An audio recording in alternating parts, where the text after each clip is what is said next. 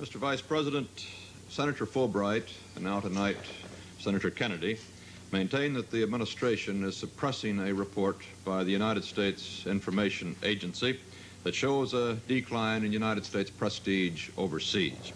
Are you aware of such a report? And if you are aware of the existence of such a report, should not that report, because of the great importance this issue has been given in this campaign, be released to the public? Mr. Cronkite, I naturally am aware of it because I, of course, pay attention to everything Senator Kennedy says, as well as Senator Fulbright. Now, in this connection, I want to point out that the facts simply aren't as stated. First of all, the report to which Senator Kennedy refers is one that was made many, many months ago and related particularly to the period immediately after Sputnik. Second, as far as this report is concerned, I would have no objection to having it made public. Third, I would say this with regard to this report, with regard to Gallup polls of prestige abroad, and everything else that we've been hearing about. What about American prestige abroad? America's prestige abroad will be just as high as the spokesmen for America allow it to be.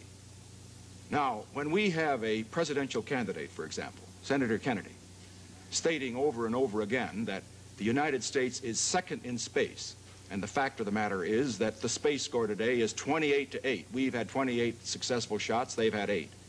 When he states that we're second in education, and I have seen Soviet education, and I've seen ours, and we're not, that we're second in science, because they may be ahead in one area or another, when overall we're way ahead of the Soviet Union and all other countries in science. When he says, as he did in January of this year, that we have the worst slums, that we have the most crowded schools, when he says that 17 million people go to bed hungry every night, when he makes statements like this, what does this do to American prestige? Well, it can only have the effect, certainly, of reducing it. Let me make one thing clear. Senator Kennedy has a responsibility to criticize those things that are wrong, but he has also a responsibility to be right in his criticism. Every one of these items that I've mentioned, he's been wrong, dead wrong. And for that reason, he has contributed to any lack of prestige. Finally, let me say this. As far as prestige is concerned, the first place it would show up would be in the United Nations. Now, Senator Kennedy has referred to the vote on communist China. Let's look at the vote on Hungary. There we got more votes for condemning Hungary and looking into that situation than we got the last year. Let's look at the reaction to Khrushchev and Eisenhower at the last UN session. Did Khrushchev gain because he took his shoe off and pounded the table and shouted and insulted? Not at all.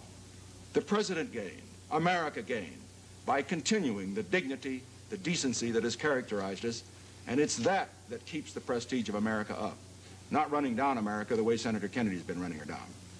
Comment, Senator Kennedy? I really don't need Mr. Nixon to tell me about what my responsibilities are as a citizen. I've served this country for 14 years in the Congress, and before that in the service. I have just as high a devotion, just as high an opinion. What I downgrade, Mr. Nixon, is the leadership the country's getting, not the country. Now, I didn't make most of the statements that you said I made. I believe the Soviet Union is first in outer space. We may have made more shots, but the size of their rocket thrust and all the rest. You yourself said to Khrushchev, you may be ahead of us in rocket thrust, but we're ahead of you in color television, in your famous discussion in the kitchen. I think that color television is not as important as rocket thrust.